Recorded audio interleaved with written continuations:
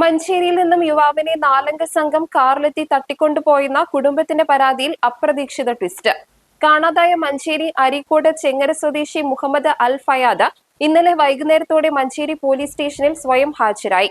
തനിക്ക് നേരെ അക്രമങ്ങളൊന്നും ഉണ്ടായിട്ടില്ലെന്നും ആർക്കെതിരെയും പരാതിയില്ലെന്നുമാണ് ഫയാദ് പോലീസിന് നൽകിയ പ്രാഥമിക മൊഴി. കഴിഞ്ഞ ശനിയാഴ്ച രാത്രി 11:30 പൂക്കളത്തൂരിൽ വെച്ച് ഇന്നോവ കാറിലെത്തിയ 4 അംഗ സംഘം അൽ ഫയാദിനെ ബലമായി തട്ടിക്കൊണ്ടുപോയെന്നായിരുന്നു കുടുംബം പോലീസിൽ പരാതി നൽകിയിരുന്നത്. ഇതിന്റെ അടിസ്ഥാനത്തിൽ പോലീസ് സംസ്ഥാന വ്യാപകമായി അന്വേഷണം ഊർജിതമാക്കുന്നതിനിടെയാണ് ഫയാദ് സ്റ്റേഷനിൽ നേരിട്ടെത്തിയത്. തന്നെ ആരും തട്ടിക്കൊണ്ടുപോയിട്ടില്ലെന്നും കക്കാടംപൊയിൽ സുഹൃത്തുക്കൾക്കൊപ്പം സമയം ചിലവഴിക്കുകയായിരുന്നുവെന്നുമാണ് ഫയാദ് പോലീസിനോട് പറഞ്ഞത്. എന്നാൽ ഇയാൾ ആരുടെ കൂടെയാണ് പോയതെന്ന കാര്യം കൃത്യമായി വെളിപ്പെടുത്താൻ തയ്യാറായിട്ടില്ല. അതേസമയം യുവാവിന്റെ ശരീരത്തിൽ മർദ്ദനമേറ്റതെന്ന് സംശയിക്കുന്ന തരത്തിലുള്ള പാടുകൾ കണ്ടെത്തിയത് പോലീസിൽ വലിയ സംശയങ്ങൾക്ക് ഇടയാക്കിയിട്ടുണ്ട്. ഏതെങ്കിലും തരത്തിലുള്ള സാമ്പത്തിക ഇടപാടുകളുമായി ബന്ധപ്പെട്ട തർക്കങ്ങളെ തുടർന്നുണ്ടായ തട്ടിക്കൊണ്ടുപോകലാണോ ഇതെന്നും പോലീസ് സംശയിക്കുന്നു. ഫയാദിൽ നിന്നും വിശദമായ മൊഴി രേഖപ്പെടുത്തിയ ശേഷം ഇയാളെ മജിസ്ട്രേറ്റിന് മുൻപാകെ ഹാജരാക്കി വിട്ടയച്ചു.